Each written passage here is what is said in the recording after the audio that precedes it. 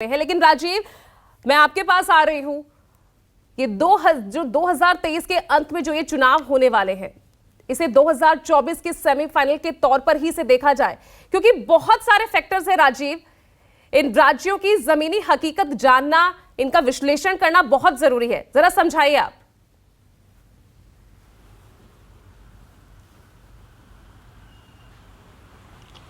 देखिए, 2023 के जो विधानसभा के चुनाव हैं उनको 24 का सेमीफाइनल माना जाना चाहिए कि नहीं, इसके दो पहलू हैं। 2018 में ठीक इसी तरह का मामला था जब तीनों राज्यों में केंद्र कांग्रेस की सरकार बन गई और उसके 3-4 महीने के बाद ही बीजेपी का जो 2019 का लोकसभा का चुनाव हुआ तो सूपड़ा साफ हो गया कांग्रेस पार्टी का इन राज्यों में, छत्तीसगढ़ को छोड़ करके अगर मध्य प्रदेश और राजस्थान की बात आप करें तो। इसलिए ये कहना कि ये विधानसभा चुनाव के नतीजे जैसे भी आएंगे उससे लोकसभा चुनाव पे बहुत असर पड़ जाएगा, ये देखने वाली बात होगी। लेकिन एक चीज़ मैं ज़मीन पे जो देखता हूँ वो 2019 और 24 में एक अंतर ये है कि 2019 में देश का जनमानस मोटे तौर पर यह था कि प्रधानमंत्री नरेंद्र मोदी को एक मौका और दिया जाना चाहिए था।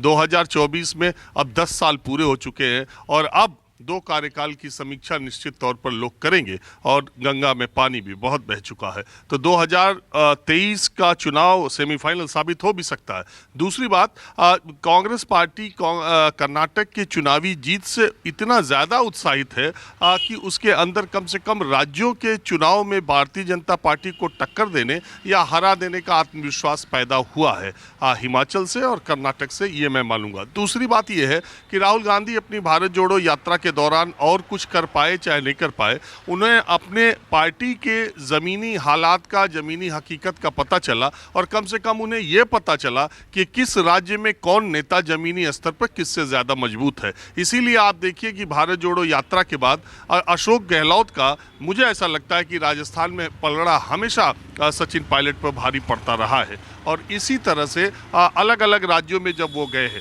जहाँ तक मध्य प्रदेश की बात है, पिछले 20 वर्षों से भारतीय जनता पार्टी की सरकार वहाँ पर लगातार काम कर रही है। एक बार हारने के बाद भी कैसे जोड़ तोड़ करके और सिंधिया की बगावत के बाद भी उन्होंने सरकार अपनी बनाने में कामयाबी पाई है। हालांकि 2018 में पूर्ण बहुमत कांग्रेस को नहीं मिला था, 2 सीटें कम थी, लेकिन बीजेपी की हार माना जा सकता है क्योंकि सरकार उसकी थी और उसे बहुमत नहीं मिला था।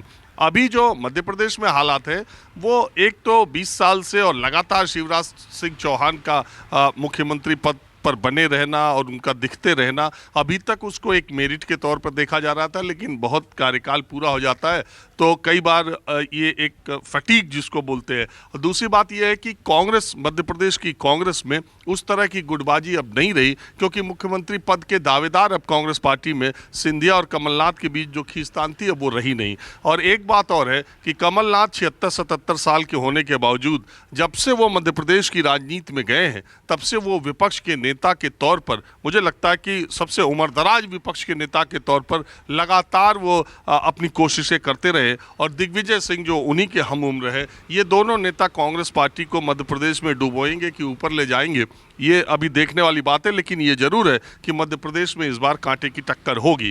राजस्थान में जिस तरह की बगावत भारतीय जनता कांग्रेस में है, ठीक उसी तरह की बगावत कांग्रेस पार्टी में भी है और भारतीय जनता पार्टी, दोनों में गुटबाजी चरम पर है। अगर वसुंधरा राजे का नाम चीफ मिनिस्टर के तौर पर भारतीय जनता पार्टी ने आगे नहीं किया तो फिर भारतीय जनता पार्टी के लिए भी वो राज बदलने वाला जो रिवाज है वो राजस्थान में इतना आसान नहीं रहेगा। तो कुल मिला करके मुझे ऐसा लगता है कि 2023 के नतीजे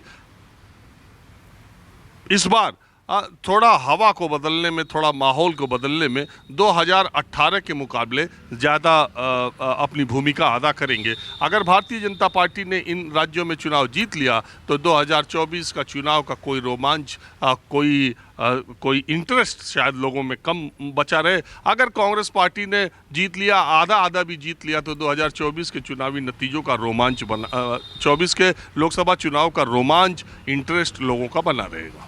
बिल्कुल, और इसीलिए राजीव, अभी से इन चारों ही राज्यों पर सभी की नजर बनी हुई है और रणनीतियां बननी शुरू हो गई है। चुनावी अभियान भी शुरू हो ही रहे हैं। नमस्कार, मैं हूं मानक गुप्ता। अगर आपको हमारा ये वीडियो पसंद आया हो तो इसे लाइक और शेयर जरूर करें और हां, हमें सब्सक्राइब और फॉलो करना ना भूलें। ताकि आप देश और दुनिया की कोई खबर मिस ना करें। तो जुड़े रहिए हमारे साथ और देखते रहिए News 24।